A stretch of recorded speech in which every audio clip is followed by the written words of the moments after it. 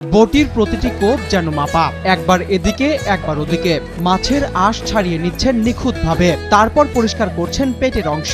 দেখলে মনে হবে সবকিছু স্পষ্ট দেখেই মাছ কাটছেন এই অভিজ্ঞ কারিগর। কিন্তু এই দৃশ্যের আড়ালে লুকিয়ে আছে এমন এক সত্য যেটা জানার পর প্রতিটি বটির কোপই যেন অবিশ্বাস্য হয়ে উঠবে। কারণ যাকে দেখে মনে হচ্ছে চোখের সামনে সবকিছু দেখেই মাছ কাটছেন, অথচ তার চোখেই নেই কোনো আলো। দুই চোখে কিছুই দেখতে পান না জুলহাস ব্যাপারী। চোখে দেখি না 21 বছর হয়েছে। চোখ তার পথ দেখায় না, পথ দেখায় হাত। মাছের শরীর স্পর্শ করেই বুঝে নেন কোথায় কাটতে হবে, কিভাবে কাটতে হবে। 25 বছরের অভিজ্ঞতা যেন তার হাতকে এমন এক স্মৃতি দিয়েছে যেখানে চোখের আর প্রয়োজন হয় না। সকাল থেকে শুরু হয় জুলহাসের কর্মযুদ্ধ। ক্রেতারা আসেন, মাছ কিনে তার সামনে বসেন, আর জুলহাস হাত বাড়িয়ে মাছটি তুলে নেন। তারপর শুরু হয় সেই পরিচিত বটির শব্দ। যা দেয় তখন জীবন চলে না। 1 কেজি মাছ আছে 10 টাকা আছে, 20 টাকা আছে, 15 টাকা আছে, 30 টাকা আছে। হ্যাঁ, কেউ কাগজও দিয়ে যায় চালাই কিনা, টাকার বদলে কাগজ দিয়ে যায় বাস্কের গিয়া। আমি চোখ বানবে হেও পারবো আমি কাট দিয়ে।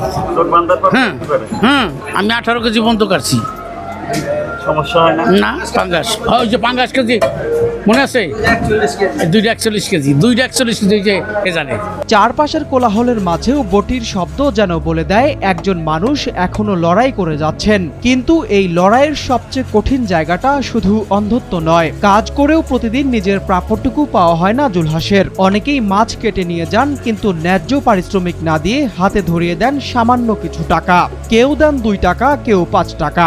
আবার কখনো কখনো টাকার বদলে হাতে ধরিয়ে দেওয়া হয় কাগজ। পরে কাউকে দিয়ে টাকা গোনাতে গিয়ে জানতে পারেন তার হাতে টাকা নয়, কাগজ দিয়ে চলে গেছে কেউ কেউ।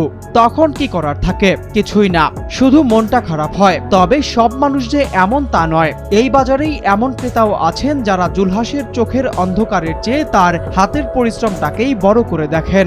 দৃষ্টি প্রতিবন্ধী আমরা আসলে অনেকে থাকা সত্ত্বেও আমরা তার কাছে আসি যেন উনি কয়েকটা টাকা পায়, এবং ইভেন যদি কোনোদিন ভাঙ্গা না থাকে তার কাছে টাকা রাইখা যায়, বা পরবর্তীতে যদি উনার আমাদের কাছে না থাকে তাহলে উনি আমাদের কাছে রাইখা দেয়, পরবর্তীতে আমরা ওনাকে দিয়ে যাই। এক কথায় উনি খুব ভালো মানুষ, শুধু আজকে না, কোনোদিনই উনার একটা গণনাও ভুল হয় না।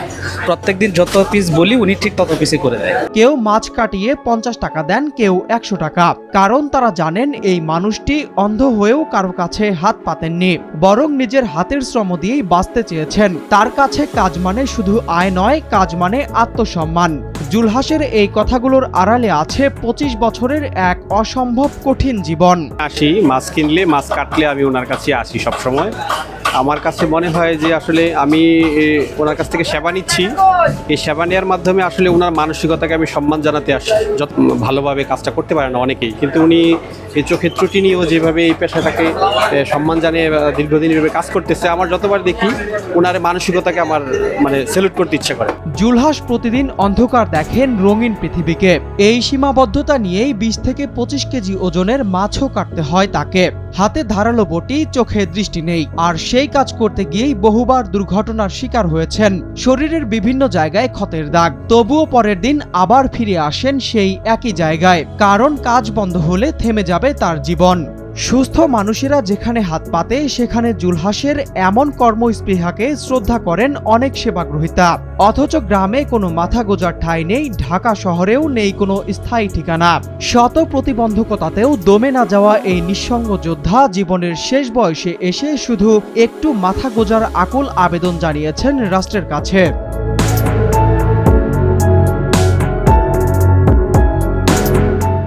যে পৃথিবীতে স্বার্থের টানে প্রতিদিন মানুষ মানুষকে ঠকাচ্ছে, সেই নির্মম বাস্তবতার বুকেই সততার আলো ছড়াচ্ছেন জুলহাস।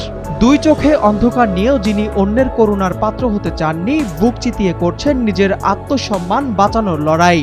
ফকিরাপুল বাজারের স্যাঁতসেঁতে মেঝে আর মুরগিপট্টির এক কোণে কাটানো প্রতিটা রাত আমাদের সমাজের কাছে এক নীরব প্রশ্ন রেখে যায়। সব হারিয়েও হার না মানা এই রূপালী কারিগরের চিরন্তন লড়াই আর মানবতার আবেদন কি পৌঁছাবে আমাদের নীতি নির্ধারকদের কানে? সব হারিয়েও হার না মানা এই রূপালী কারিগরের চিরন্তন লড়াই আর মানবতার আবেদন কি পৌঁছাবে আমাদের নীতি নির্ধারকদের কানে? শেষ বয়সে এসে একটু মাথা গোজার ঠাঁই কি পাবেন এই নিঃসঙ্গ যোদ্ধা?